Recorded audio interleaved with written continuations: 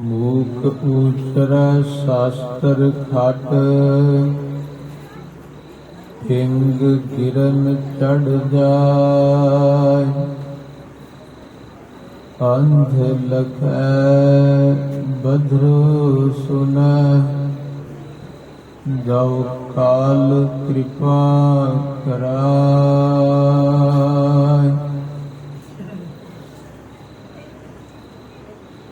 बेसुमार अथाह अगणित अतुल्य,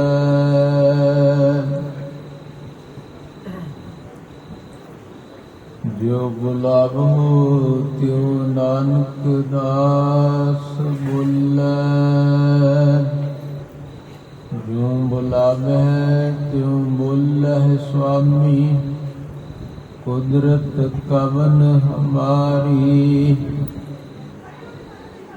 साध संग नानक जस गायो, जो प्रभु की अत प्यारी।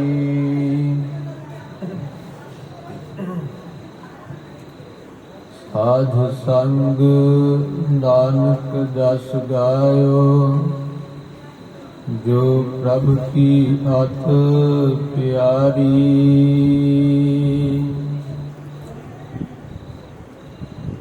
पतित पावन भगत वत्सल, कृपा दे खजाने जुग जुग अटल। दसाही पातशाहियां दी जागदी जोत, धन धन सतगुरु ग्रंथ ਸਾਹਿਬ महाराज जी दी पावन पवित्र हजूरी विच गुरुद्वारा खूह साहिब। मेरी पीढ़ी दे मालक छेवें पातशाह धन गुरु हरगोबिंद साहिब सच्चे पातशाह जी दे मुबारक चरणां दी शोझ इस स्थान में प्राप्त है। इस स्थान पे बैठ करके गुरु की संगतां सारे भाई भाई धन गुरु गोबिंद सिंह महाराज जी का ये पावन होला महला, जो सतगुरु गरीब नवाज जी ने खालसाई शानो शौकत दा प्रतीक, ये पावन त्योहार गुरु के खालसे नूं बख्शिश कीता है। इसनूं मनाउंदियां होया तो ये जो पावन स्थान के उपर गुरु की संगतां ने संध्या दे वेले तो सतगुरां दे हजूर दीवान सजाए, अमृत बाणी का नितनेम सोदे रहराज साहिब जी का पाठ होया। सतगुरु जी ने श्री मुखवाक बख्शिश कीते, उपरंत दीवान सजे, आरती आरता ते होर रस भरे शब्दां दे कीर्तन होए। सितराम संत राग होर रागां दे विच शब्दां नूं बहुत ही मनोहर ढंग दे नाल गुरु के कीर्तनियां ने गौड़ा कीता है। गुरु की संगतां ने बड़े प्रेम दे नाल देवतियां नूं समाधियां ला करके अमृत बाणी नूं गा सुन करके भारी लाह प्राप्त कीता है। गुरु प्यारे हो, धन गुरु कलगीधर गरीब नवाज सच्चे पातशाह जी दीयां खुशियां लैण वास्ते गुरु की संगतां इन्हां होले महल्ले के समागमां दे विच शामिल होंदियां। धन गुरु कलगीधर गरीब नवाज जी ने संगतां नूं सदे भेजे, आओ सारे ही सो होला महला मनाउणा। सारे माई भाई बड़ी चढ़दी कला दे नाल सतगुरां दे हजूर आए। सो ये होलियां जो सन पहला समाज दे विच होलियां मनाइयां जांदियां सी। होलियां और उन्हां दिनां दे विच लोग की करदे, कोई इट्टां आदि रगड़ के वो रंग पिचकारियां भर के पाउना जां कोई खेड होई जानी, कोई गोबर आदि दुनिया पिचकारियां भर के एक दूजे दे पा के ते उहनूं तो इस प्रकार दे नाल आप नूं मलीन हो जाना, अगले नूं कर देना। धन सतगुरु गरीब नवाज सच्चे पातशाह जी ने इस होली नूं बदल के ਇਹ ਹੋਲਾ ਬਖਸ਼ਿਸ਼ ਕੀਤਾ ਖਾਲਸੇ ਨੂੰ। ਹੋਲੇ ਦੇ ਵਿੱਚ ਗੁਰੂ ਕੇ ਪਿਆਰਿਓ ਸਤਿਗੁਰੂ ਗਰੀਬ ਨਵਾਜ ਜੀ ਨੇ ਇਸ ਭਾਰਤ ਵਰਸ਼ ਦੀ ਗੁਲਾਮੀ ਨੂੰ ਲਾਉਣ ਵਾਸਤੇ ਇਹ ਜੋ ਮਾਨਸਿਕਤਾ ਜੋ ਅਸੀਂ ਇੱਥੋਂ ਦੇ ਲੋਕਾਂ ਦੇ ਘਰਾਂ ਦੇ ਸੋਮਵਾਰਾਂ ਦੇ ਵਿੱਚ ਕਰ ਬੈਠੀ ਸੀ ਗੁਲਾਮੀ ਦੀ, ਇਹਨੂੰ ਲਾਉਣ ਵਾਸਤੇ ਸਤਿਗੁਰੂ ਸੱਚੇ ਪਾਤਸ਼ਾਹ ਜੀ ਨੇ ਆਪਣੇ ਖਾਲਸੇ ਨੂੰ ਦੋ ਜਥੇ ਬਣਾ ਲੈਣੇ ਔਰ ਇੱਕ ਥਾਂ ਦੱਸਣੀ ਕਿ ਉਸ ਤੇ ਕਬਜ਼ਾ ਕਰਨਾ। ਉਹਦੇ ਵਿੱਚ ਦੋਨੋਂ ਜਥਿਆਂ ਨੇ ਸੋ ਪੂਰੀ ਵਾਹ ਲਾਉਣੀ, ਜਿਹਨੇ ਕਾਬਜ਼ ਹੋ ਜਾਣਾ ਸਤਿਗੁਰੂ ਗਰੀਬ ਨਵਾਜ ਜੀ ਨੇ ਉਹਨੂੰ ਖੁਸ਼ੀਆਂ ਬਖਸ਼ਿਸ਼ ਕਰਨੀਆਂ, ਸਿਰੋਂ ਪਾਉ ਬਖਸ਼ਿਸ਼ ਕਰਨੀ।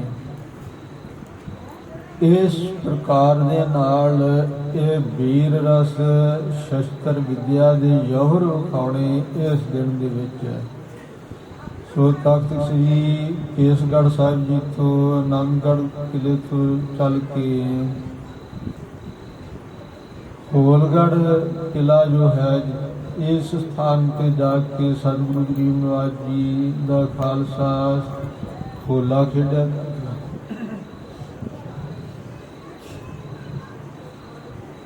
ਸਤਿਗੁਰੂ ਆਪ ਖਾਲਸੇ ਦੇ ਸ਼ਸਤਰਾਂ ਦੇ ਜੌਹਰ ਵੇਖਦੇ। ਗੁਰੂ ਕੇ ਪਿਆਰਿਓ, ਜਿੱਥੇ ਗੁਰੂ ਕਾ ਖਾਲਸਾ ਸਤਿਗੁਰੂ ਜੀ ਦੀ ਆਗਿਆ ਦੇ ਨਾਲ ਸ਼ਸਤਰਧਾਰੀ ਤਿਆਰ ਬਰ ਤਿਆਰ ਔਰ ਸੰਤ ਸਿਪਾਹੀ ਬਣਦਾ, ਉੱਥੇ ਜੰਗੀ ਫੌਜ ਜਿੱਥੇ ਬਣਦਾ, ਉੱਥੇ ਨਾਲ ਹੀ ਗੁਰੂ ਦੇ ਹੁਕਮ ਨਾਲ ਸਤਿਗੁਰੂ ਜੀ ਦੀਆਂ ਆਈਆਂ ਸੰਗਤਾਂ ਦੇ ਵਾਸਤੇ ਸੋ ਲੰਗਰ ਪ੍ਰਸ਼ਾਦ ਦਾ ਪ੍ਰਬੰਧ ਵੀ ਗੁਰੂ ਕੇ ਸਿੰਘ ਕਰਿਆ ਕਰਦੇ, ਜਿਨ੍ਹਾਂ ਵਿੱਚ ਭਾਈ ਨੰਦ ਲਾਲ ਸਿੰਘ ਜੀ ਦਾ ਵੀ ਜ਼ਿਕਰ ਆਉਂਦਾ ਕਿ ਕਿਸ ਤਰ੍ਹਾਂ ਉਹਨਾਂ ਨੇ ਲੰਗਰ ਚਲਾਇਆ।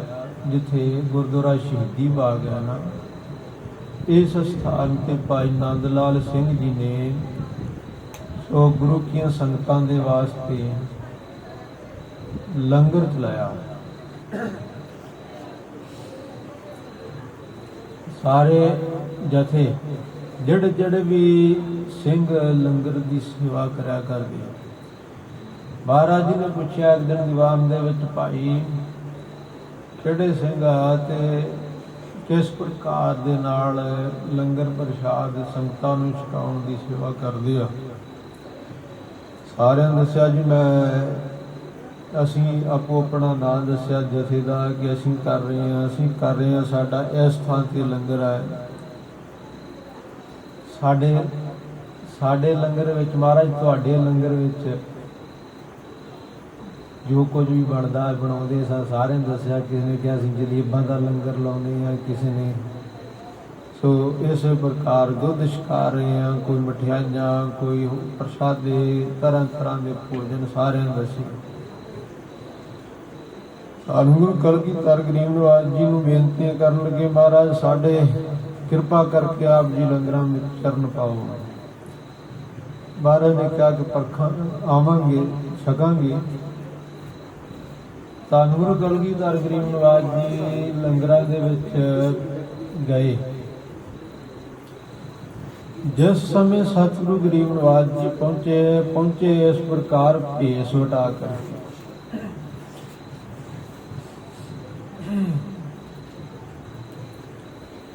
ਭੇਸ ਵਟਾ ਕਰਕੇ ਸਤਿਗੁਰੂ ਜੀ ਪਹੁੰਚੇ। ਕੋਈ ਉਸ ਸਮੇਂ ਅਜੇ ਇਸ਼ਨਾਨ ਪਾਣੀ ਕਰਕੇ ਤੇ ਝਾੜੂ ਲਗਾ ਰਿਹਾ ਸੀ।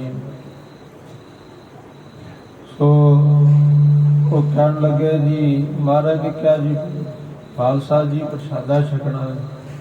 ਉਹ ਕਹਿਣ ਲੱਗੇ ਜੀ ਅਜੇ ਨਹੀਂ ਟਾਈਮ, ਅੱਜ ਰੁਕ ਕੇ ਆਇਓ। ਕੋਈ ਕਹਿਣ ਲੱਗਾ ਕਿ ਅਜੇ ਮੈਂ ਆਟਾ ਗੁੰਨ ਰਿਹਾ, ਕੋਈ ਕਿਸੇ ਪ੍ਰਕਾਰ, ਕੋਈ ਕਹਿਣ ਲੱਗਾ ਅਜੇ ਦਾਲ ਨਹੀਂ ਬਣੀ, ਸਬਜ਼ੀ ਨਹੀਂ ਬਣੀ, ਅਜੇ ਹਲਵਾਈ ਨਹੀਂ ਪਹੁੰਚਾ। ਸੋ ਰਹੋ ਵਿਚਾਰ। ਸਾਰੇ ਲੰਗਰਾਂ ਦੇ ਵਿੱਚੋਂ ਸਤਿਗੁਰੂ ਮਹਾਰਾਜ ਖਾਲੀ ਮੁੜੇ। ਭਾਈ ਨੰਦ ਲਾਲ ਸਿੰਘ ਜੀ ਦੇ ਪਾਸ ਸਤਿਗੁਰੂ ਪਹੁੰਚੇ।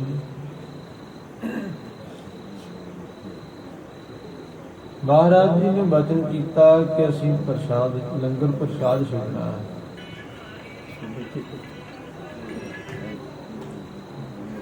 ਸਤਿਗੁਰੂ ਗਰੀਬ ਨਿਵਾਜ ਸੱਚੇ ਪਾਤਸ਼ਾਹ ਜੀ ਨੂੰ ਬੇਨਤੀ ਕਰਨ ਲੱਗੇ ਕਿ ਆਪ ਜੀ ਥੋੜਾ ਸਮਾਂ ਰੁਕੋ, ਮੈਂ ਪ੍ਰਸ਼ਾਦਾ ਤਿਆਰ ਕਰਕੇ ਆਪ ਜੀ ਨੂੰ ਬੜੇ ਪ੍ਰੇਮ ਦੇ ਨਾਲ ਛਕਾਵਾਂਗਾ। ਧੰਨ ਗਰੀਬ ਨਿਵਾਜ ਜੀ ਨੇ ਜਿਸ ਭੇਸ ਵਿੱਚ ਸਨ, ਮਹਾਰਾਜ ਕਹਿਣ ਲੱਗੇ ਨਹੀਂ, ਸਾਨੂੰ ਬਹੁਤ ਛੇਤੀ ਹੈ। ਫਿਰ ਭਾਈ ਨੰਦ ਲਾਲ ਸਿੰਘ ਜੀ ਨੇ ਦੁਬਾਰਾ ਬੇਨਤੀ ਕੀਤੀ, ਕਹਿਣ ਲੱਗੇ ਕਿ ਜੇ ਤਾਂ ਆਪ ਜੀ ਥੋੜਾ ਸਮਾਂ ਰੁਕੋ, ਮੈਨੂੰ ਸਮਾਂ ਦਿਓ ਤੇ ਮੈਂ ਜਲਦੀ ਦੇ ਨਾਲ ਲੰਗਰ ਪ੍ਰਸ਼ਾਦ ਤਿਆਰ ਕਰਕੇ ਛਕਾ ਦਿਆਂਗਾ। ਪਰ ਜੇ ਨਹੀਂ, ਜੇ ਜ਼ਿਆਦਾ ਕਾਹਲੀ ਆ ਤਾਂ ਕਹਿਣ ਲੱਗੇ ਸਾਨੂੰ ਜੋ ਕੁਝ ਹਾਜ਼ਰ ਹੈ, ਜੋ ਕੁਝ ਤਿਆਰ ਹੈ ਹਾਜ਼ਰ ਕਰੋ। ਉਸੇ ਤਰ੍ਹਾਂ ਹੀ ਅਜੇ ਨਾਲ ਸਬਜ਼ੀ ਰਿੱਝ ਰਹੀ ਸੀ ਅਤੇ ਆਟਾ ਗੁੰਨ ਰਹੇ ਸਨ, ਉਹੀ ਹਾਜ਼ਰ ਕਰ ਦਿੱਤਾ। ਮਹਾਰਾਜ ਬੜੇ ਖੁਸ਼ ਹੋਏ। ਨਿਮਰਤਾ ਵੇਖ ਕੇ, ਪ੍ਰੇਮ ਵੇਖ ਕੇ, ਆਈ ਸੰਗਤ ਨੂੰ ਪ੍ਰੇਮ ਨਾਲ ਛਕਾਉਂਦਿਆਂ ਵੇਖ ਕੇ। ਕਿਉਂਕਿ ਗੁਰੂ ਕੇ ਪਿਆਰਿਓ, ਲੰਗਰ ਪ੍ਰਸ਼ਾਦ ਛਕਾਉਣਾ ਆਪਣੀ ਮਰਜ਼ੀ ਦਾ ਅਤੇ ਅਗਲਾ ਜੇ ਰੱਜਿਆ ਵੀ ਹੈ ਧੱਕੇ ਨਾਲ ਛਕਾਉਣਾ, ਚਾਹਣਾ ਕਿ ਮੇਰੀ ਸੇਵਾ ਲੱਗ ਜੇ। ਔਰ ਕੋਈ ਮੌਕਾ ਹੈ, ਗੁਰਸਿੱਖ ਨੂੰ ਲੋੜ ਹੈ, ਪਰ ਉਸ ਵੇਲੇ ਜੇ ਆਲਸ ਕਰਨੀ ਜਾਂ ਆਏ ਨੇ ਕਿਸੇ ਗੁਰਸਿੱਖ ਨੇ, ਸੰਗਤ ਨੇ ਲੰਗਰ ਪ੍ਰਸ਼ਾਦ ਮੰਗ ਲਿਆ, ਅੱਗੋਂ ਕੌੜੇ ਬਚਨ ਬੋਲਣੇ, ਇਹ ਪ੍ਰਵਾਨ ਨਹੀਂ।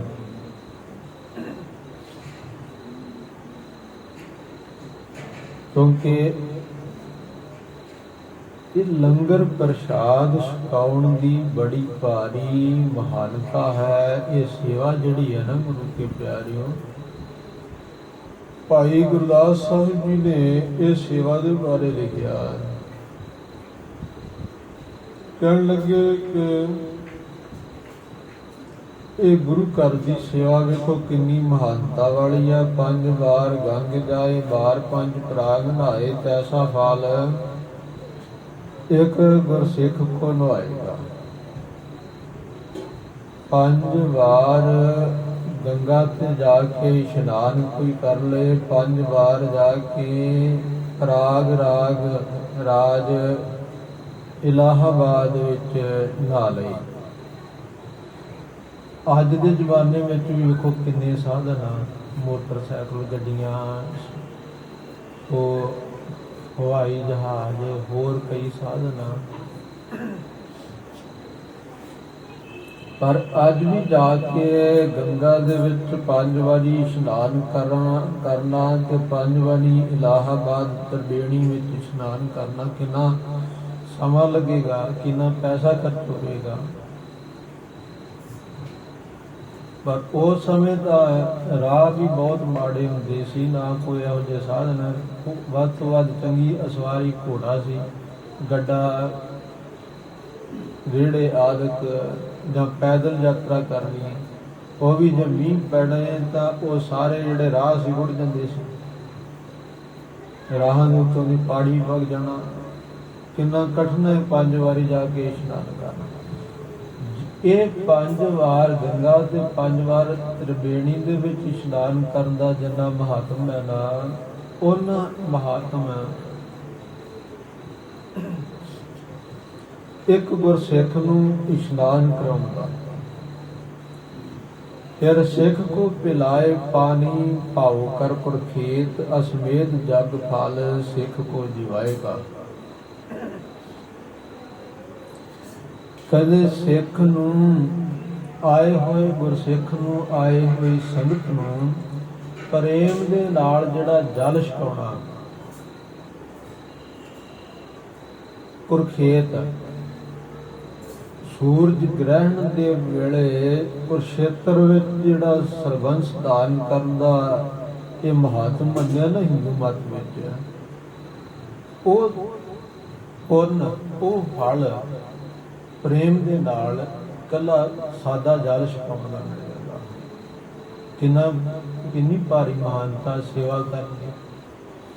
ਗੁਰੂ ਕੀ ਸੰਗਤ ਇਹ ਬਚਨ ਦਾਸ ਪਾਸ ਸੁਣਾ ਰਿਹਾ ਕਿ ਲੰਗਰ ਸੰਗਤਾਂ ਬਹੁਤ ਲਾ ਰਹੀਆਂ, ਬੜੇ ਪ੍ਰੇਮ ਨਾਲ ਸੇਵਾ ਕਰ ਰਹੀਆਂ। ਇਹ ਸੇਵਾ ਦੀ ਮਹਾਨਤਾ ਕੀ, ਇਹ ਵੀ ਨਾਲ ਖਿਆਲ ਰੱਖਣਾ।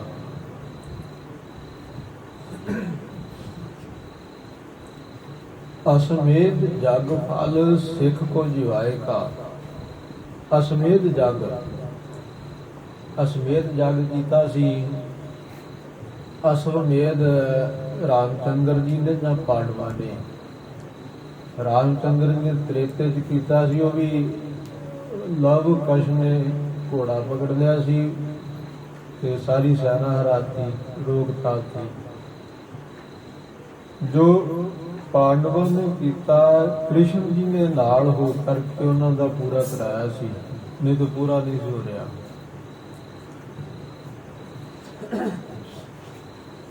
ਦੱਸਿਆ ਕਿ ਜਦੋਂ ਇਹ ਘੜਿਆਲ ਵਧੀ ਹੈ ਨਾ, ਇਹ ਟੱਲ ਇਹ ਆਪਣੇ ਆਪ ਖੜਕੇਗਾ, ਉਸ ਸਮੇਂ ਤੁਸੀਂ ਜਾਣਨਾ ਕਿ ਤੁਹਾਡਾ ਇਹ ਅਸਮੇਧ ਜਗ ਪੂਰਾ ਹੋ ਗਿਆ। ਸਾਰੀ ਵਿਧੀ ਕਰ ਲਈ, ਸਾਰੀ ਵਿਧੀ ਕਰਨ ਤੋਂ ਬਾਅਦ ਤਾਂ ਵੀ ਉਹ ਨਾ ਖੜਕਿਆ। ਪੁੱਛਿਆ, ਕ੍ਰਿਸ਼ਨ ਜੀ ਨੂੰ ਪੁੱਛਿਆ ਜਾ ਕੇ, ਕਹਿਣ ਲੱਗੇ ਜੀ ਮਹਾਰਾਜ, ਯੁਧਿਸ਼ਟਰ ਕਹਿਣ ਲੱਗਾ ਕਿ ਸਾਰੇ ਆਏ ਜਗ ਦੇ ਵਿੱਚ, ਕਿਹੜੇ ਕਿਹੜੇ ਰਿਸ਼ੀ ਮੁਨੀ ਮਹਾਤਮਾ ਜਿਨ੍ਹਾਂ ਦੇ ਵੱਡੇ ਵੱਡੇ ਨਹੁੰ ਸਨ, ਪ੍ਰਵੱਟੇ ਥਾਂ ਲੱਗੇ ਹੋਏ ਸਨ, ਔਰ ਸਿਰ ਤੇ ਪਿੰਡੇ ਤੇ ਸਵਾਹ ਮਲੀ ਹੋਈ ਸੀ, ਸਾਰਿਆਂ ਨੇ ਆ ਕੇ ਜਗ ਚੋਂ ਭੋਜਨ ਛਕਿਆ, ਪਰ ਜਗ ਫਿਰ ਵੀ ਪੂਰਾ ਨਹੀਂ ਹੋਇਆ।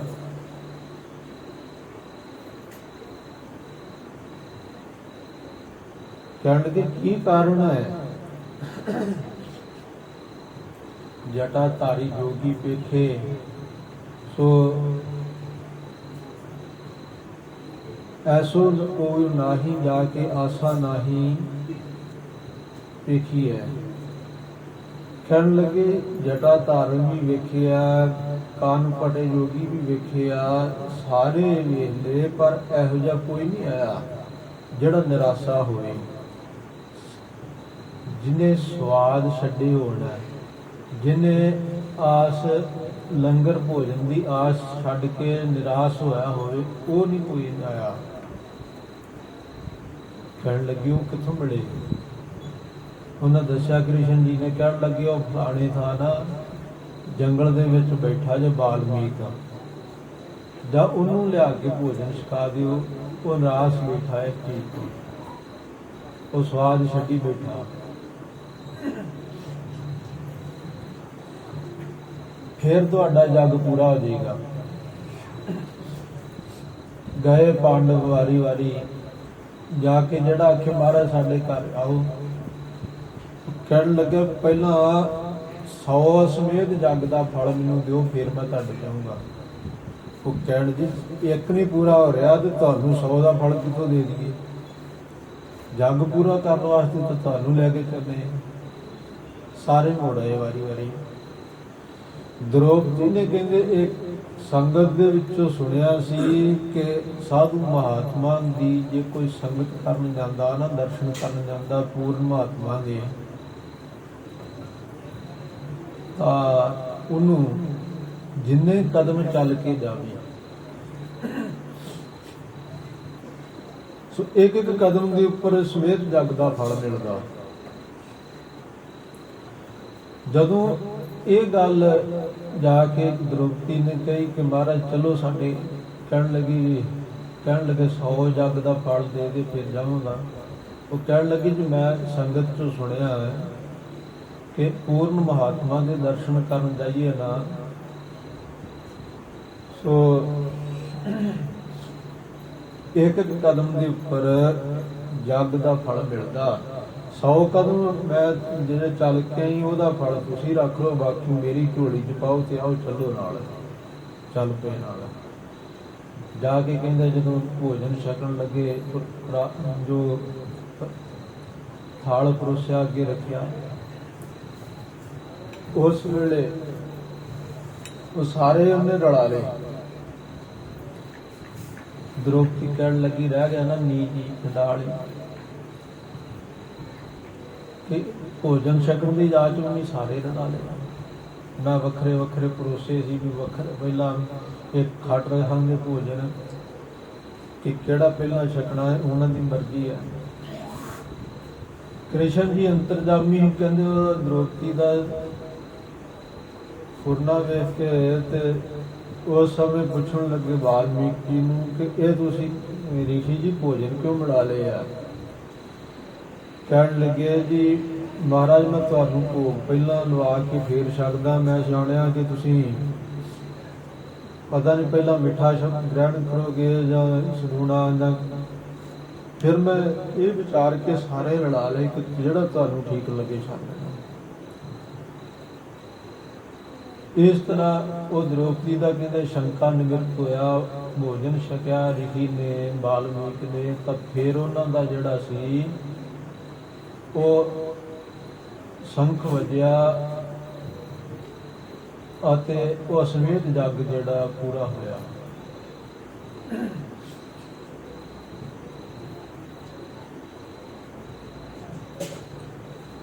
ਉਸ ਸਮੇਂ ਕਹਿੰਦੇ ਜੀ ਇਸ ਪ੍ਰਕਾਰ ਇਹ ਜੱਗ ਪੂਰਾ ਹੋਇਆ। ਭਾਈ ਗੁਰਦਾਸ ਸਾਹਿਬ ਜੀ ਕਹਿੰਦੇ ਅਸਮੇਤ ਜੱਗ ਫਲ ਇੱਕ ਗੁਰੂ ਕੇ ਸਿੱਖ ਨੂੰ ਪ੍ਰੇਮ ਦੇ ਨਾਲ ਭੋਜਨ ਛਕਾਉਣ ਦਾ ਮਿਲ ਜਾਂਦਾ। ਅਸਮੇਤ ਜੱਗ ਦਾ ਫਲ ਇਸ ਪ੍ਰਕਾਰ ਪ੍ਰਾਪਤ ਹੋ ਜਾਂਦਾ ਹੈ। ਸੋ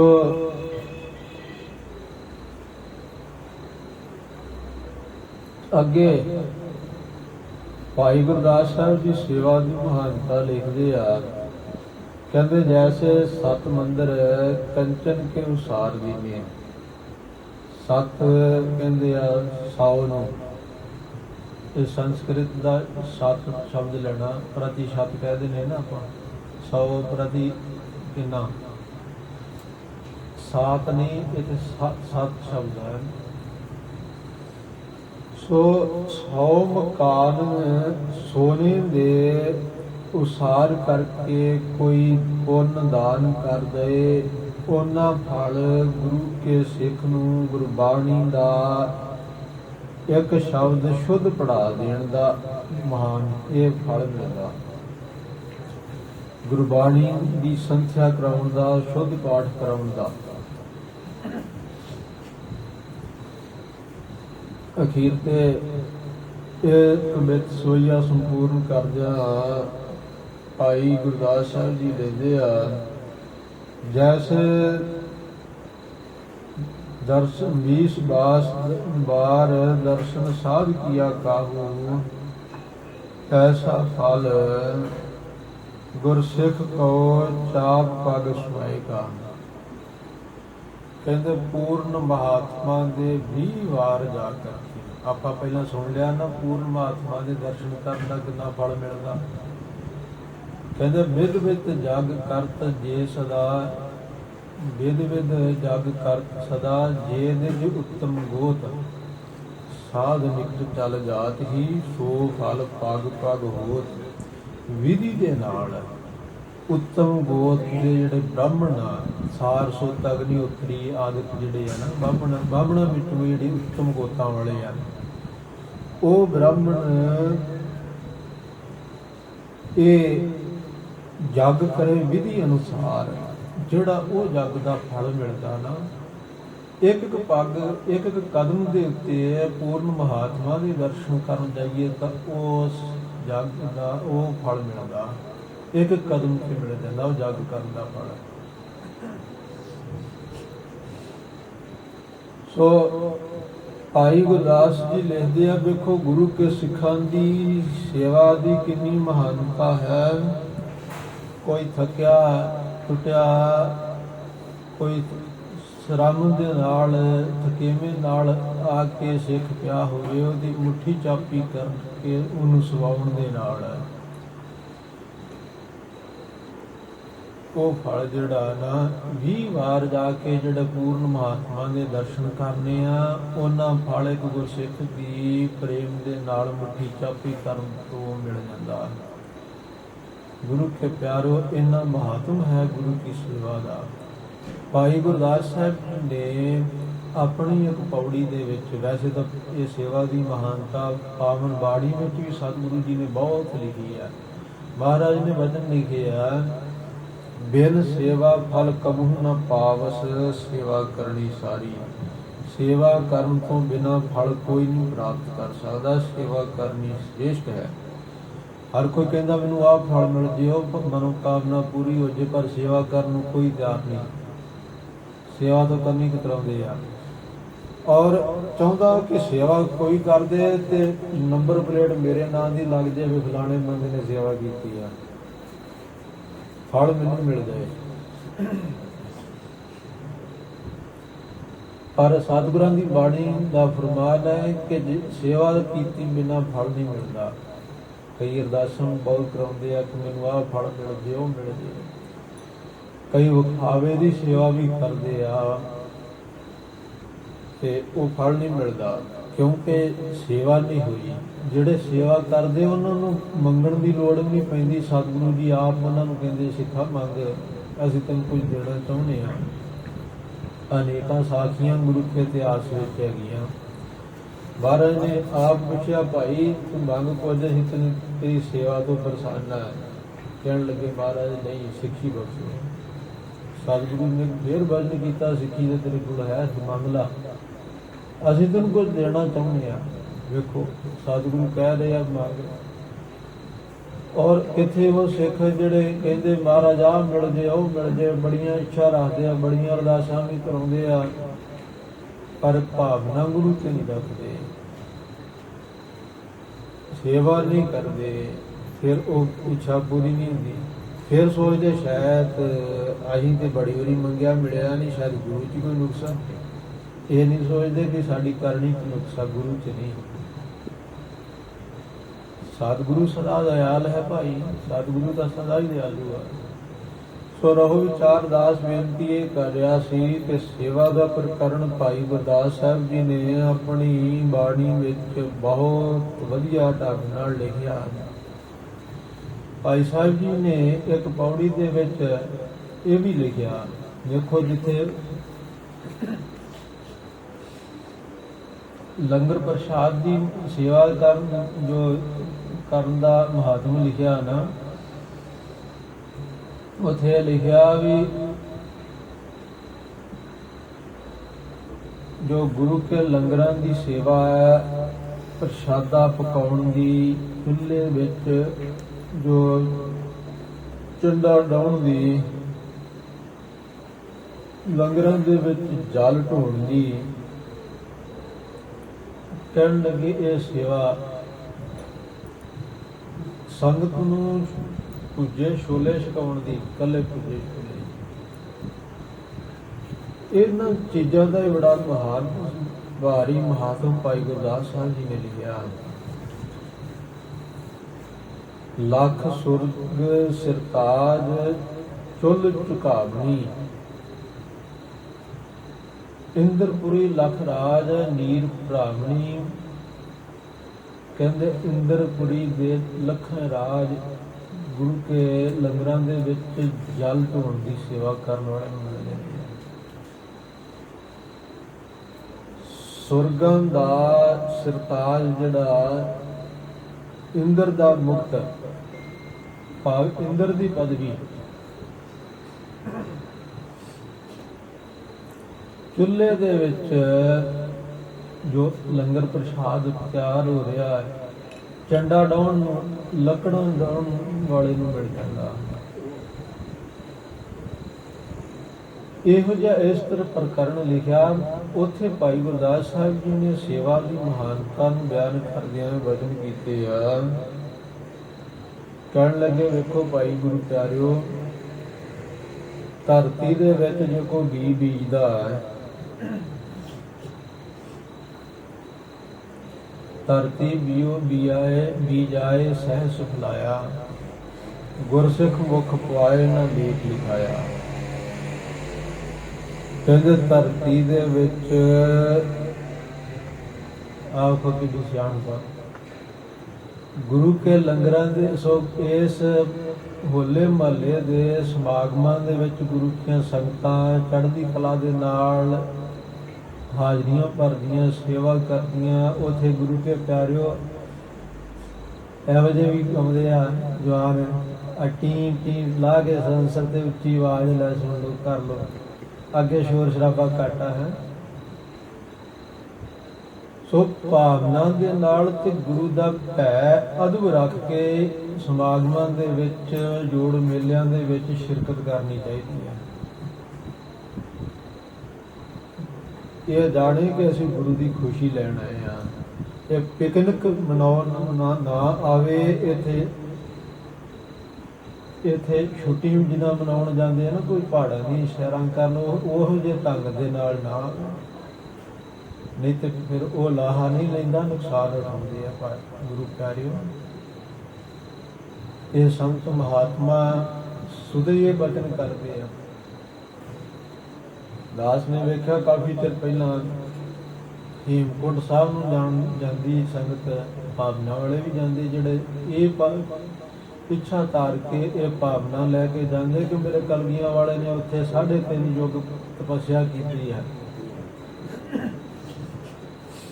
ਉਸ ਪਵਿੱਤਰ ਚਰਨ ਧੂੜੀ, ਉਸ ਪਵਿੱਤਰ ਸਤਿਗੁਰਾਂ ਦੇ ਚਰਨਾਂ ਦੀ ਉਹ ਛੋਹ, ਉਸ ਧਰਤੀ ਨੂੰ ਧੂੜ ਨੂੰ ਚੁੱਕ ਕੇ ਮੱਥੇ ਲਾਉਣਾ ਮੈਂ, ਇਸ ਤਰ੍ਹਾਂ ਕਰਦੇ ਆ।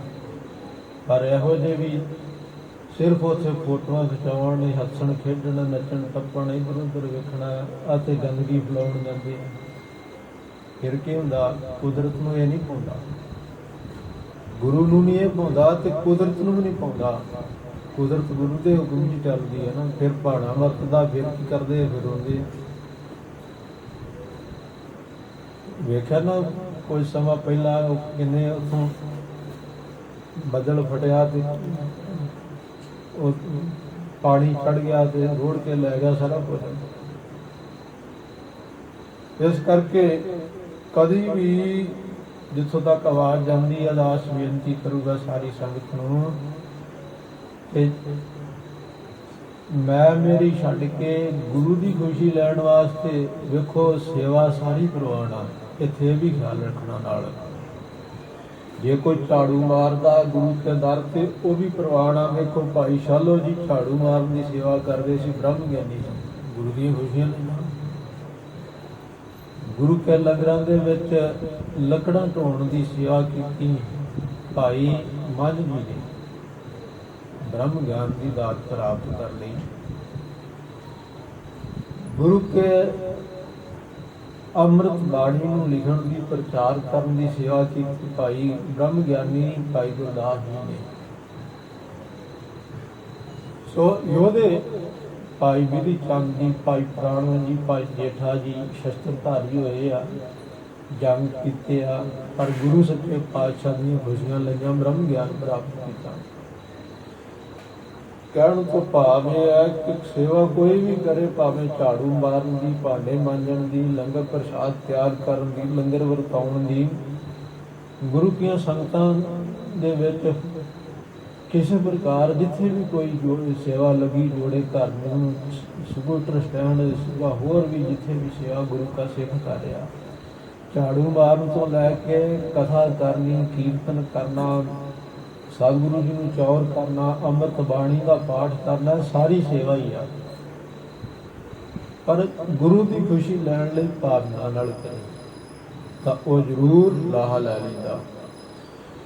ਜਿਹੜਾ ਵੀ ਗੁਰੂ ਕਾ ਬਚਨ ਮੰਨਦਾ ਹੈ, ਜੋ ਸਤਿਗੁਰੂ ਕਹਿ ਰਹੇ ਆ ਉਹ ਬਚਨ ਮੰਨ ਕੇ ਕਰਦਾ ਸੇਵਾ, ਤਾਂ ਗੁਰੂ ਪਿਆਰਿਓ ਉਹ ਪ੍ਰਵਾਨ ਹੈ। ਕਈ ਵਾਰੀ ਹੁੰਦਾ ਵੇਖਿਆ, ਸੇਵਾ ਕਰਨ ਲਈ ਜਿੱਦ ਪੈਂਦੇ ਆ, ਲੜ ਪੈਂਦੇ ਆ, ਲਓ ਜੀ ਮੈਂ ਆਹ ਸੇਵਾ ਕਰਨੀ ਹੈ। ਉੱਥੇ ਵੀ ਖਿਆਲ ਰੱਖਣਾ ਵੀ ਸੇਵਾ ਕਿਹੜੀ ਕਰਨੀ ਹੈ ਜਿਹਦੀ ਲੋੜ ਆ।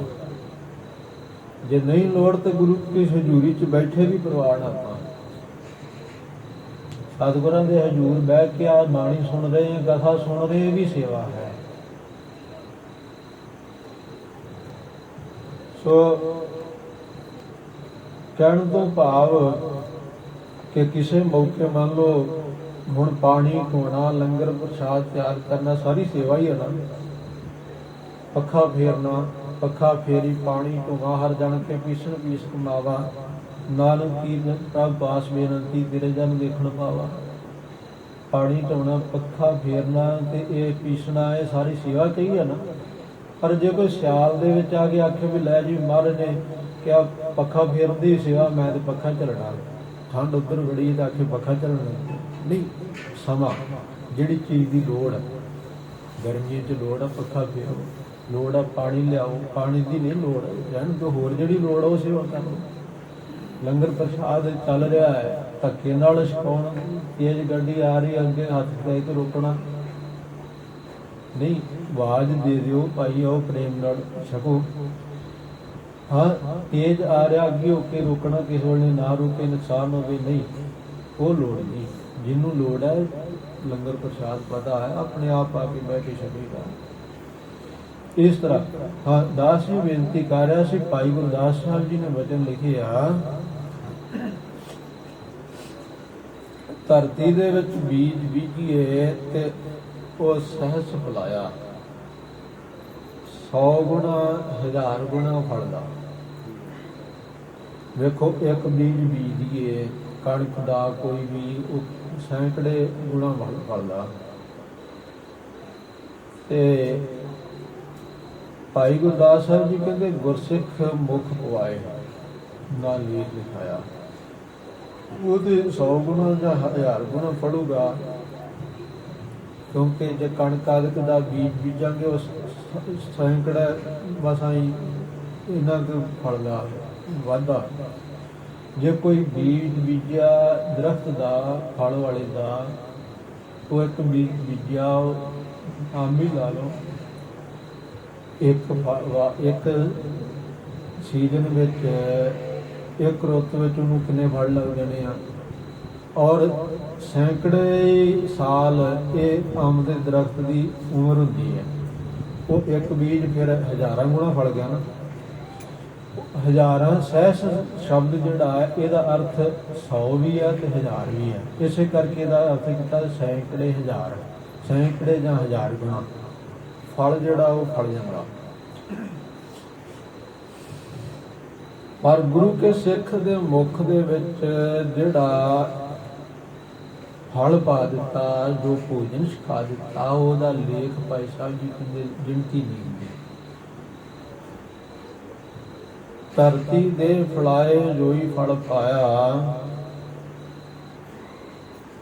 ਕਹਿੰਦੇ ਧਰਤੀ ਵਿੱਚ ਵੇਖੋ ਬੀਜ ਜਿਹੜਾ ਬੀਜਾਂਗੇ ਨਾ ਉਹੀ ਉਹਨੂੰ ਉਗਾ ਦਿੰਦੀ ਆ, ਉਹ ਫਲ ਦਿੰਦਾ ਹੈ ਵੱਡਾ ਹੋ ਕੇ। ਪਰ ਗੁਰਸਿੱਖ ਮੁਖ ਸਮਾਏ ਸਭ ਫਲ ਲਾਇਆ। ਗੁਰੂ ਦੇ ਸਿੱਖ ਦੇ ਮੁਖ ਦੇ ਵਿੱਚ ਭੋਜਨ ਛਕਾਇਆ, ਕੋਈ ਵੀ ਇੱਕ ਚੀਜ਼ ਛਕਾਈਏ ਤਾਂ ਸਾਰੇ ਫਲ ਹੀ ਸਮਝੋ ਉਹਨੂੰ ਮਿਲ ਗਏ। ਧਰਤੀ ਨੇ ਤਾਂ ਉਹੀ ਪ੍ਰਫੁੱਲਤ ਕਰਨਾ ਜੋ ਉਹਦੇ ਵਿੱਚ ਬੀਜ ਬੀਜਿਆ। ਜੇ ਅੰਬ ਦੀ ਗਿੱਟ ਬੀਜੀ, ਅੰਬ ਦਰਖਤ ਉੱਗੇਗਾ, ਪੌਦਾ ਪੈਦਾ ਹੋਏਗਾ। ਜਿਹੜਾ ਵੀ ਬੀਜ ਬੀਜਾਂਗੇ ਉਹੀ, ਜੇ ਕਿਕਰਾਂ ਦੇ ਬੀਜ ਬੀਜੇ ਉਹ ਪੈਦਾ ਹੋਣਗੇ। ਉੱਥੇ ਬਿਜੌਰ ਦੀਆਂ ਦਾਖਾਂ ਨਹੀਂ ਮਿਲਣੀਆਂ, ਪਰ ਗੁਰੂ ਕੇ ਸਿੱਖ ਦੇ ਮੁਖ ਦੇ ਵਿੱਚ ਇੱਕ ਫਲ ਪਾਇਆ ਨਾ, ਤੇ ਉਹ ਸਾਰੇ ਫਲ ਨੂੰ ਸਾਨੂੰ ਮਿਲ ਗਏ। ਸੋ ਇਸ ਪ੍ਰਕਾਰ ਭਾਈ ਗੁਰਦਾਸ ਸਾਹਿਬ ਜੀ ਅੱਗੇ ਲਿਖ ਰਹੇ ਆ, ਕਹਿੰਦੇ ਬੀਜੇ ਬਾਜ ਨਾ ਖਾਏ ਨਾ ਧਰਤ ਜਮਾਇਆ। ਜੇ ਕੋਈ ਬੀਜੂ ਨਹੀਂ, ਜ਼ਮੀਨ ਵਾਹੀ ਹੈ, ਚੰਗੀ ਤਰ੍ਹਾਂ ਉਹਨੂੰ ਰੌਣੀ ਕੀਤਾ, ਵਾਹੁਣਾ ਕੀਤਾ ਹੈ, ਬੱਤਰ ਆਈ ਹੈ, ਪਰ ਉਹਦੇ ਵਿੱਚ ਕੁਝ ਬੀਜਿਆ ਨਹੀਂ ਤਾਂ ਧਰਤੀ ਨੇ ਜਮਾਉਣਾ ਨਹੀਂ, ਨਾ ਉਹਨੇ ਕੋਈ ਛਕਣਾ ਜ਼ਿਮੀਂਦਾਰ ਨੇ। ਪਰ ਅੱਗੇ ਵੇਖੋ ਗੁਰੂ ਕੇ ਸਿੱਖਾਂ ਦੀ ਸੇਵਾ ਦਾ, ਸੰਗਤ ਦੀ ਸੇਵਾ ਦਾ ਇਹ ਮਹਾਨ ਮਹਾਤਮ ਵੇਖੋ। ਉਹ ਇਹ ਹੈ ਕਿ ਸੇਵਾ ਕੀਤਿਆਂ ਫਲ ਮਿਲਦਾ ਹੈ ਨਾ, ਪਰ ਗੁਰਸਿੱਖ ਗੁਰਮੁਖ ਚਿੱਤ ਵਸਾਏ ਇੱਛ ਪੁਜਾਇਆ। ਗੁਰਸਿੱਖ ਨੇ ਜੇਕਰ ਮਨ ਦੇ ਵਿੱਚ ਚਿੱਤ ਵਿੱਚ ਇਹ ਇੱਛਾ ਧਾਰੀ ਕਿ ਮੈਂ ਫਲਾਣੀ ਸੇਵਾ ਕਰਨੀ ਆ, ਕਿਸੇ ਕਾਰਨ ਉਹ ਸੇਵਾ ਨਹੀਂ ਕਰ ਸਕਿਆ, ਤਾਂ ਵੀ ਉਹ ਫਲ ਨੂੰ ਮਿਲ ਜਾਣਾ ਸੇਵਾ ਕਰਨ ਦਾ। ਇੱਛਾ ਹੈ, ਪੂਰੀ ਤਿਆਰੀ ਆ, ਪਰ ਨਹੀਂ ਕਰ ਸਕਿਆ ਤਾਂ ਵੀ ਉਹਦਾ ਫਲ ਮਿਲ ਜਾਣਾ। ਵੇਖੋ ਕਿੱਡੀ ਵੱਡੀ ਮਹਾਨਤਾ ਉਹਦੀ ਸੇਵਾ ਦੀ। ਇਸ ਕਰਕੇ ਗੁਰੂ ਦੀਆਂ ਸੰਗਤਾਂ ਬੜੀ ਭਾਰੀ ਜੋ ਸੇਵਾ ਕਰ ਰਹੀਆਂ। ਵੇਖੋ ਗੁਰੂ ਪਿਆਰਿਓ, ਗੁਰੂ ਕੇ ਲੰਗਰਾਂ ਦੇ ਵਿੱਚ ਤਖਤ ਸ੍ਰੀ ਕੇਸਗੜ੍ਹ ਸਾਹਿਬ ਤੋਂ ਲੈ ਕੇ 5 ਕਿਲੇ, ਕਿਲਾ ਆਨੰਦਗੜ੍ਹ ਸਾਹਿਬ, ਫਤਿਹਗੜ੍ਹ ਸਾਹਿਬ, ਲੋਹਗੜ੍ਹ ਸਾਹਿਬ, ਹੋਰਗੜ੍ਹ ਸਾਹਿਬ, ਤਾਰਾਗੜ੍ਹ ਸਾਹਿਬ, ਔਰ ਇਧਰੋਂ ਬਿਪੌਰ ਸਾਹਿਬ ਤੱਕ, ਅਤੇ ਹਿਮਾਚਲ ਪ੍ਰਦੇਸ਼ ਵਿੱਚ ਵੀ ਇਹ ਜਿਹੜਾ ਰਾਹ ਤੋਂ ਆਉਂਦਿਆਂ ਸੋ ਲੰਗਰ ਲੱਗੇ ਆ। ਜੇ ਇਹ ਹੁਸ਼ਿਆਰਪੁਰ ਦੀ ਆਈਦਾ ਨਾ, ਸਾਰੇ ਪੰਜਾਬ ਵਿੱਚ ਜਿੱਥੇ ਵੀ ਵੇਖੋ ਗੁਰੂ ਕੀਆਂ ਸੰਗਤਾਂ ਵਾਸਤੇ ਗੁਰੂ ਕੇ ਸਿੱਖਾਂ ਨੇ ਲੰਗਰ ਲਾਏ ਆ। ਫਿਰ ਇੱਕ ਤਰ੍ਹਾਂ ਦਾ ਲੰਗਰ ਨਹੀਂ, ਆਪਣੀ ਜਿੰਨੀ ਵੀ ਕਿਸੇ ਦੀ ਸਮਰੱਥਾ ਨਾ ਵੱਧ ਚੜ ਕੇ, ਕਿਸੇ ਨੇ ਰੋਹ ਦੇ ਲੰਗਰ ਲਾਏ ਆ, ਗੰਨੇ ਦੇ ਰਸ ਦੇ, ਕਿਸੇ ਨੇ ਜੂਸ ਕੋਈ ਛਕਾ ਰਿਹਾ ਹੈ, ਕੋਈ ਦੁੱਧ ਛਕਾ ਰਿਹਾ ਹੈ, ਕੋਈ ਗਰਮ ਜਲ ਛਕਾ ਰਿਹਾ ਹੈ, ਪਕੌੜੇ, ਕਿੰਨੀ ਕੁ ਗਿਣਤੀ ਕਰੀਏ, ਮਠਿਆਈਆਂ ਰੰਗ ਬਿਰੰਗੀਆਂ, ਤਰ੍ਹਾਂ ਤਰ੍ਹਾਂ ਦੀਆਂ, ਭੋਜਨ ਪ੍ਰਸ਼ਾਦ ਅਨੇਕਾਂ ਤਰ੍ਹਾਂ ਦੀਆਂ। ਸਾਰੇ ਗੁਰੂ ਕੀ ਸੇਵਾ ਸੋ ਖੁਸ਼ੀ ਲੈਣ ਲਈ ਗੁਰੂ ਕੇ ਸਿੱਖ ਕਰ ਰਹੇ ਆ, ਔਰ ਪ੍ਰੇਮ ਨਾਲ ਧੱਕਾ ਕਰਕੇ ਨਹੀਂ। ਗੁਰੂ ਸਿੱਖੋ ਛਕ ਕੇ ਜਾਓ, ਜ਼ਰੂਰ ਰੁਕੋ, ਬੜੇ ਪ੍ਰੇਮ ਨਾਲ ਛਕਾ ਰਹੇ ਆ। ਹੋਰ ਕਈ ਤਰ੍ਹਾਂ ਦੇ ਨਾਲ ਸੇਵਾ ਕਰ ਰਹੇ ਗੁਰੂ ਦੀਆਂ ਸੰਗਤਾਂ ਦੀ, ਗੁਰੂ ਕੇ ਸਿੱਖ ਸਾਰੇ ਸਤਿਗੁਰੂ ਕਲਗੀਧਰ ਜੀ ਦੀਆਂ ਖੁਸ਼ੀਆਂ ਲੈਣ ਲਈ। ਦਾਸ ਬੇਨਤੀ ਕਰੇ, ਜਿੱਥੇ ਗੁਰੂ ਕੇ ਸਿੱਖੋ ਇਹ ਸੇਵਾਵਾਂ ਕਰ ਰਹੇ ਹੋ ਨਾ, ਇਹ ਵੀ ਇੱਕ ਸੇਵਾ ਤੁਹਾਡੇ ਕਰਨ ਵਾਲੀ ਆ। ਜਿਨ੍ਹਾਂ ਜਵਾਨਾਂ ਨੇ, ਜਿਨ੍ਹਾਂ ਸਿੱਖਾਂ ਨੇ, ਜਿਨ੍ਹਾਂ ਮਾਈਆਂ ਨੇ, ਜਿਨ੍ਹਾਂ ਬੀਬੀਆਂ ਨੇ ਅੰਮ੍ਰਿਤ ਨਹੀਂ ਛਕਿਆ, ਅਜੇ ਕੇਸਾਂ ਦੀ ਬੇਅਦਬੀ ਕਰਦੇ ਆ, ਉਹ ਤਗੜੇ ਹੋ ਗੁਰੂ ਦੀਆਂ ਖੁਸ਼ੀਆਂ ਲੈਣੀਆਂ। ਤੇ ਆਪਾਂ ਧਾਰਨਾ ਸੁਣਦੇ ਹੋ ਨਾ ਸੰਗਤਾਂ ਤੋਂ, ਮਾਈਆਂ ਬੀਬੀਆਂ ਤੋਂ, 10ਵੇਂ ਗੁਰਾਂ ਦੀਆਂ ਖੁਸ਼ੀਆਂ ਜੇ ਲੈਣੀਆਂ, ਖੰਡੇ ਵਾਲਾ ਅੰਮ੍ਰਿਤ ਪੀ। ਇਸ ਕਰਕੇ ਦਾੜਾ ਕੇਸ ਰੱਖ ਕੇ ਤਾਂ ਖੰਡੇ ਬਾਟੇ ਦਾ ਅੰਮ੍ਰਿਤ ਛਕੋ। ਇਸ ਸਥਾਨ ਤੇ ਵੀ 19 ਤਰੀਕ ਨੂੰ ਖੰਡੇ ਬਾਟੇ ਦਾ ਅੰਮ੍ਰਿਤ ਤਿਆਰ ਹੋ ਰਿਹਾ। ਦਮਦਮੀ ਟਕਸਾਲ ਦੇ ਸਿੰਘ ਕਰ ਰਹੇ ਆ, 5 ਪਿਆਰੇ ਸਾਹਿਬਾਨ। ਤਖਤ ਸ੍ਰੀ ਕੇਸਗੜ੍ਹ ਸਾਹਿਬ ਵਿਖੇ ਵੀ ਹਰ ਰੋਜ਼ ਤਿਆਰ ਹੋ ਰਿਹਾ। ਇਸੇ ਤਰ੍ਹਾਂ ਹੋਰ ਥਾਵਾਂ ਤੇ ਵੱਖ-ਵੱਖ ਥਾਵਾਂ ਤੇ ਸੰਪਰਦਾਵਾਂ ਦੇ ਵਿੱਚ ਅਸਥਾਨਾਂ ਤੇ ਖੰਡੇ ਬਾਟੇ ਦਾ ਅੰਮ੍ਰਿਤ ਤਿਆਰ ਹੋ ਰਿਹਾ। ਜਿਨ੍ਹਾਂ ਨੇ ਅਜੇ ਤੱਕ ਖੰਡੇ ਬਾਟੇ ਦਾ ਅੰਮ੍ਰਿਤ ਨਹੀਂ ਛਕਿਆ, ਰਹਿਤਾ ਨਹੀਂ ਰੱਖ ਰਹੇ, ਕਿਉਂਕਿ ਸਤਿਗੁਰੂ ਜੀ ਨੂੰ ਪੁੱਛਿਆ ਬਾਰੇ ਤੁਹਾਨੂੰ ਕੀ ਪਾਉਂਦਾ, ਤਾਂ ਸਾਰੇ ਕਹਿੰਦੇ ਰਹਿਤ ਪਿਆਰੀ ਮੁਝ ਕੋ ਸਿੱਖ ਪਿਆਰਾ ਨਾਹੀ, ਸਿੱਖ ਪਿਆਰਾ ਨਾਹੀ ਮਮ ਰਹਿਤ ਪਿਆਰੀ ਆਹੇ। ਸਾਨੂੰ ਗੁਰੂ ਕੇ ਸਿੱਖੋ ਰਹਿਤ ਪਿਆਰੀ ਲੱਗਦੀ ਹੈ, ਸਿੱਖ ਪਿਆਰਾ ਨਹੀਂ।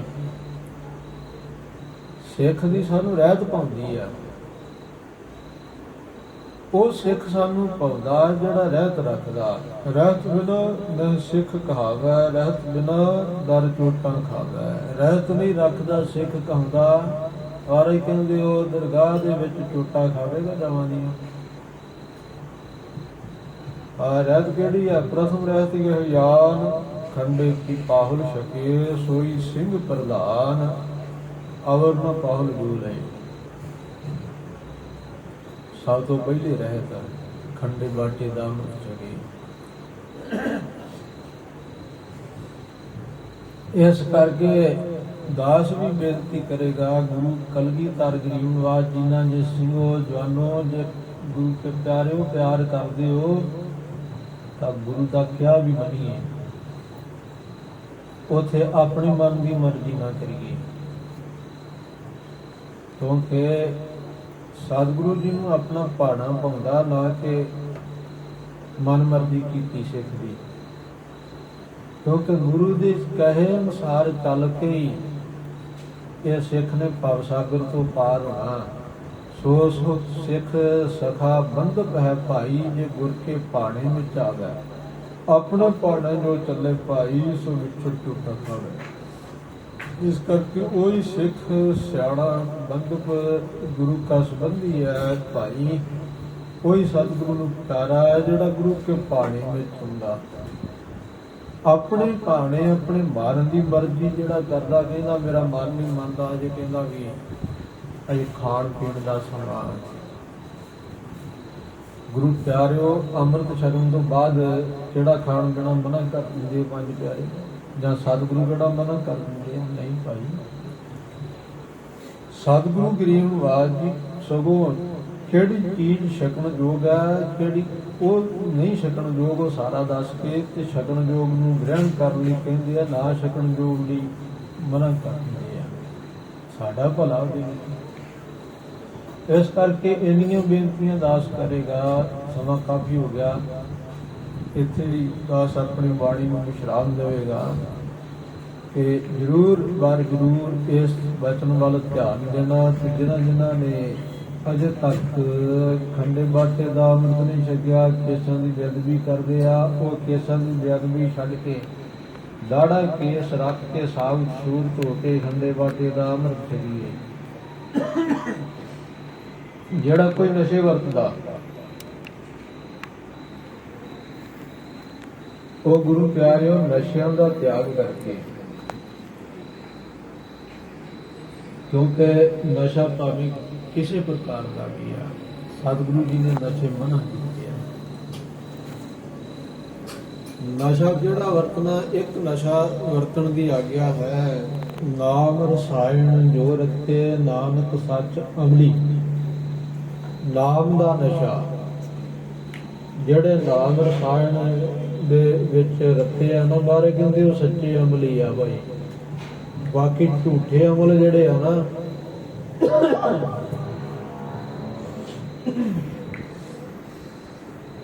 ਜਿੰਨੇ ਪ੍ਰਕਾਰ ਦੇ ਵੀ ਇਹ ਨਸ਼ੇ ਆ ਦੁਨੀਆ ਵਿੱਚ, ਸਾਰੇ ਤਿਆਗ ਦਿਓ। ਅੱਜ ਤਾਂ ਦੁਨੀਆ, ਅੱਜ ਤਾਂ ਇਹ ਸਮਾਜ ਦੇ ਵਿੱਚ ਪਤਾ ਨਹੀਂ ਲੱਗਦਾ ਕਿੰਨੇ ਕੁ ਪ੍ਰਕਾਰ ਦੇ ਨਸ਼ੇ, ਉਹਨਾਂ ਦੇ ਨਾਂ ਹੀ ਨਹੀਂ ਆਉਂਦੇ ਸਾਨੂੰ। ਉਹ ਨਸ਼ੇ ਵਰਤ ਕਰਕੇ ਇਹ ਨੌਜਵਾਨ ਜਿਹੜੇ ਵੇਖੋ ਜਿਨ੍ਹਾਂ ਨੂੰ ਸਤਿਗੁਰਾਂ ਨੇ ਹਨੇ ਦੀ ਬਾਦਸ਼ਾਹੀ ਦਿੱਤੀ ਆ ਨਾ, ਉਹ ਕੰਗਾਲ ਹੋਏ ਫਿਰਦੇ ਆ, ਉਹ ਮੰਗਤੇ ਬਣੇ ਫਿਰਦੇ ਆ। ਉਹ ਇਹੋ ਜਿਹੀਆਂ ਹਾਲਤਾਂ ਉਹਨਾਂ ਦੀਆਂ ਵੀ ਅੱਖਾਂ ਨਾਲ ਵੇਖੀਆਂ ਕਿ ਘਰ ਬਾਹਰ ਉਜਾੜ ਲਿਆ, ਘਰਾਂ 'ਚ ਆਪਣੇ 'ਚ ਚੋਰੀ ਕਰ ਲਿਆ, ਘਰ ਦੇ ਭਾਂਡੇ ਤੱਕ ਵੇਚਣ ਲਈ ਮਜਬੂਰ ਹੋ ਗਏ, ਕਿਉਂਕਿ ਇਹਨਾਂ ਨਸ਼ਿਆਂ ਨੇ ਗਰਕ ਕਰ ਦਿੱਤਾ। ਇਸ ਕਰਕੇ ਕਿਸੇ ਪ੍ਰਕਾਰ ਦਾ ਵੀ ਨਸ਼ਾ ਗੁਰੂ ਕੇ ਸਿੱਖ ਨੇ ਕਦੀ ਵੀ ਨਹੀਂ ਵਰਤਣਾ। ਮਹਾਂਪੁਰਖ ਤਾਂ ਟਕਸਾਲ ਦੇ ਵਿੱਚ ਗੁਰੂ ਕੇ ਪਿਆਰਿਓ ਦਾਮਨੀ ਟਕਸਾਲ ਦੇ ਵਿੱਚ ਚਾਹ ਵੀ ਨਹੀਂ ਸੀ ਆਪਣੇ ਜਥੇ ਦੇ ਸਿੰਘਾਂ ਨੂੰ ਛਕਣਗੇ। ਔਰ ਅਜੇ ਤੱਕ ਵੀ ਸਥਾਨਾਂ ਤੇ ਟਕਸਾਲ ਦੇ ਸਥਾਨ ਤੇ ਚਾਹ ਨਹੀਂ ਗੁਰੂ ਕੇ ਲੰਗਰਾਂ 'ਚ ਬਣਦੀ, ਕਿਉਂਕਿ ਚਾਹ ਵਿੱਚ ਵੀ ਨਸ਼ਾ। ਜੇ ਸਹੀ ਗੱਲ ਵੇਖੀਏ ਨਾ, ਜਿਹੜਾ ਮਨ ਚਾਹ ਵਿੱਚ ਲੱਗ ਗਿਆ, ਰੋਜ਼ ਚਾਹ ਪੀਂਦਾ, ਆਦੀ ਹੈ ਚਾਹ ਪੀਣ ਦਾ, ਉਹਨੂੰ ਭਾਵੇਂ ਦੁੱਧ ਪਿਆ ਦਿਓ, ਉਹਨੂੰ ਬਦਾਮ ਘੋਟ ਕੇ ਸ਼ਰਦਾਈ ਛਕਾ ਦਿਓ, ਜੂਸ ਪਿਆ ਦਿਓ, ਪਰ ਉਹ ਕਹਿੰਦਾ ਨਹੀਂ ਗੱਲ ਨਹੀਂ ਬਣੀ, ਅਜੇ ਸਿਰ ਪੀੜ ਹੁੰਦੀ, ਚਾਹ ਹੀ ਪੀਣੀ ਬਣੇ ਮੈਨੂੰ। ਇਸ ਕਰਕੇ ਜਿਹੜਾ ਚਾਹ ਵੀ ਤਿਆਗਦੇ ਨਾ, ਮੈਂ ਕਹਿੰਦਾ ਬੜੀ ਕਿਰਪਾ ਸਤਿਗੁਰੂ ਜੀ ਉਹਦੇ ਤੇ।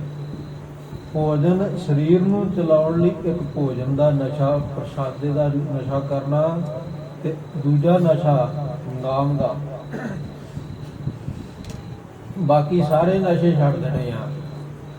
ਭਜਨ ਆ ਨਾ ਗੁਰ ਇਤਿਹਾਸ ਵਿੱਚ, ਅੱਕ ਧਤੂਰਾ ਸੁਰਾਪਾਨ ਉੱਤਰ ਜਾਹੇ ਪ੍ਰਭਾਤ, ਨਾਮ ਖੁਮਾਰੀ ਨਾਨਕਾ ਚੜੀ ਰਹੀ ਦਿਨ ਰਾਤ। ਇਹ ਅੱਗ ਧਤੂਰਾ ਸੁਰਾ ਸ਼ਰਾਬ ਪਾਨ ਆਦਿਕ ਜਿੰਨੇ ਵੀ ਜਾਂ ਸ਼ਰਾਬ ਪੀਣੀ, ਇਹ ਜਿੰਨੇ ਵੀ ਨਸ਼ੇ ਆ, ਇਹ ਰਾਤ ਨੂੰ ਪੀਤੇ ਪੀ ਕੇ ਕਹਿੰਦਾ ਰੁਰ ਚਕਾ ਮਾਰਦਾ, ਚੰਗਰਾਂ ਵਿੱਚ ਬੜਾ ਜ਼ੋਰ ਆ ਗਿਆ, ਤੇ ਸਵੇਰ ਨੂੰ ਫਿਰ ਜੋ ਨਸ਼ਾ ਉਹ ਲੱਥਾ ਹੁੰਦਾ, ਮੁੱਕਿਆ ਹੁੰਦਾ, ਫਿਰ ਕਹਿੰਦਾ ਹਿੱਲਿਆ ਨਹੀਂ ਜਾਂਦਾ ਦੁਬਾਰਾ, ਜਿੰਨਾ ਚਿਰ ਤੱਕ ਗੱਡੀ 'ਚ ਤੇਲ ਨਾ ਪਿਆ ਗੱਡੀ ਚੱਲਣੀ ਨਹੀਂ, ਮੇਰਾ ਸਰੀਰ ਟੁੱਟਦਾ ਭੱਜਦਾ।